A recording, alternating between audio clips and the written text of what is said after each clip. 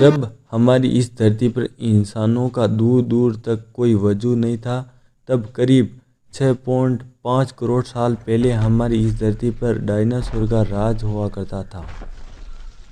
इन दैत्याकार और विचलित डायनासोर ने करीब 14 करोड़ साल तक हमारी इस दुनिया पर राज किया और इसी धरती पर अपने हक की लड़ाइयाँ लड़ी। उस समय इन डायनासोर की कई अलग अलग प्रजातियाँ हुआ करती थी, जिनमें से कुछ डायनासोर शाकाहारी थे तो कुछ मांसाहारी थे। तो वहीं कुछ डायनासोर बहुत ही शांत और सरल स्वभाव के थे और कुछ बहुत ही हिंसक और खतरनाक थे।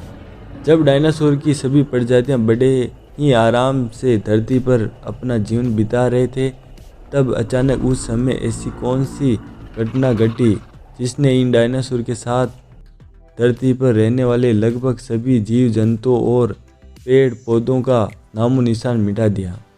इस घटना को बारीकी से जानने के लिए हमें करोड़ों साल पीछे जाना होगा, जब ये डायनासोर हमारी धरती पर मौजूद 6.5 करोड़ साल पहले हमारी इस धरती का मौसम बिल्कुल सामान्य था। चारों ओर बड़े बड़े पेड़ों और सूरज की रोशनियां बिखरी हुई थी और उस शांत वातावरण में हर तरह डायनासोर के चिंगाड़ने और चिल्लाने की आवाज़ें आ रही थी। इस शांत और मनमोहक वातावरण में डायनासोर और दूसरे जीव जंतु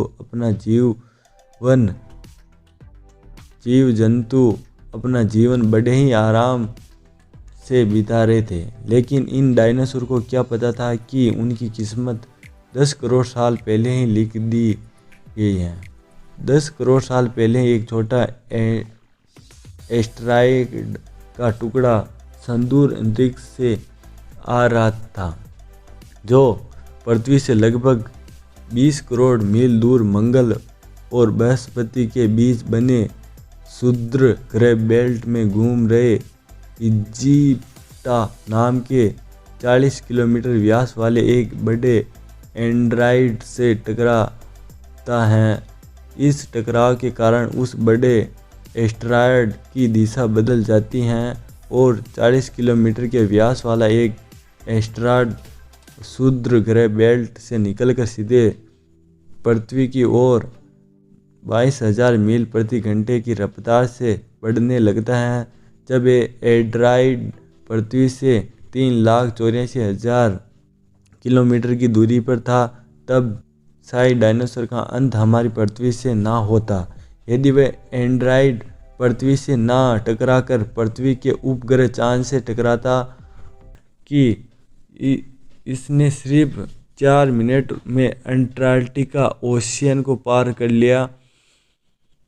आग के गोले में तब्दील हो चुके इस एस्टेरॉयड की चमक इतनी अधिक थी कि धरती पर मौजूद सभी जीव उस उल्का को देख नहीं पा रहे थे, लेकिन वह उसकी भयानक गर्मी को महसूस कर रहे थे। दोस्तों, अगर ये एस्टेरॉयड जमीन से न टकरा कर पानी में गिरता तो शायद डायनासोर का अंत न होता, लेकिन ऐसा नहीं हुआ और कुछ ही क्षण में ये एस्टेरॉयड मेक्सिको की खाड़ी के पास जमीन से जा टकराता है और भूकंपीय तरंगों ने सुनामी के साथ साथ सभी सक्रिय ज्वालामुखी को दहका दिया, जिसके कारण जगह जगह पर डायनासोर का विनाश शुरू हो गया और अब धरती के महाविनाश की प्रक्रिया आरंभ हो चुकी थी।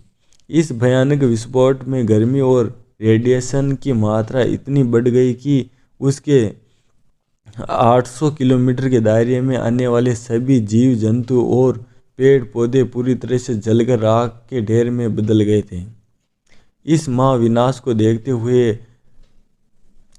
उड़ने वाले सभी डायनासोर इन जमीनी खतरों से तो बच निकले, लेकिन इस विस्फोट की वजह से जो लाखों टन पत्थर या धूल अंतरिक्ष में गए थे, वह ग्रेविटेशनल फोर्स की वजह से 30 मिनट के बाद आग के गोले के रूप में पूरी धरती पर बरसने लगा, जिस वजह से उड़ने वाले सभी डायनासोर जलकर राख हो गए और दूसरी तरफ धूल का एक बहुत बड़ा तूफान हजारों किलोमीटर की रफ्तार से आ रहा था। ये धूल के बादल कई किलोमीटर मोटे थे, जिसके कारण धरती पर सूरज की रोशनी भी नहीं पहुंच पा रही थी। विस्फोट के लगभग 90 मिनट बाद पूरी धरती का तापमान 200 डिग्री सेल्सियस से भी ज़्यादा गर्म हो गया।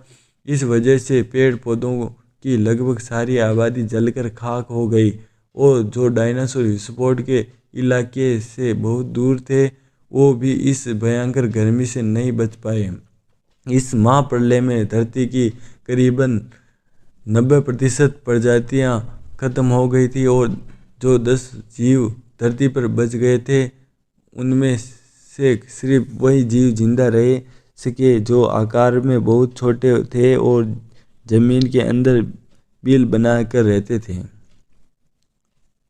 डायनासोर का अंत और इंसानों का जन्म। इस महाप्रलय में लगभग सभी पेड़ पौधे जलकर राख हो गए थे, जिसके कारण यहाँ जो बड़े और विशालकाय जीव थे, लेकिन ये महाविनाश और डायनासोर का अंत किसी अन्य जीव की एक छोटी प्रजातियों के लिए सुनहरा था और वह यह मैमल्स बहुत ही छोटे स्तनधारी जानवर थे जो इस महाप्रलय में बच गए थे और अंत के बाद इंसानों को जन्म हुआ, वह भी हम जानेंगे इसके अगले वीडियो में। दोस्तों उम्मीद करता हूँ कि आपको हमारी ये वीडियो पसंद आई होगी। अगर पसंद आई है तो इस को अपने दोस्तों को ज़रूर भेजें और लाइक करें और चैनल को सब्सक्राइब करें। धन्यवाद। जय हिंद।